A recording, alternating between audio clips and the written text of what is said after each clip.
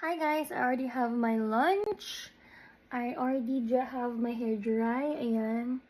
So, ito yung condition ng hair ko ngayon. Ayan. Mukha akong bagong blow dry. Medyo ano lang siya. Hindi nasukulay. Hindi nagsukulay ang ate girl niya. But, yan. Ito, malambot naman siya so far. Wala namang sabit. Malambot siya sa hair. And, ayan, as you can see, medyo bagsak yung buhok ko ngayon compared kanina. Ayan. Medyo meron lang siyang konting frizz dito sa part kasi parang baby hair ko ata. Ayan, ayun o. Ayan yung baby hair ko. Pero, ayun.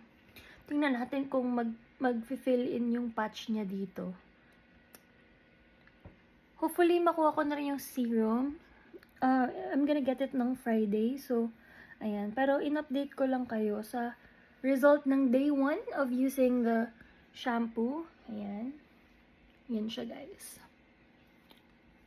Ayan, yung skin ko dewy pa rin dahil nga dun sa mga products that we used. Ayan. Ayan. Quick update, guys. Yun lang. I'll see you tomorrow. Bye!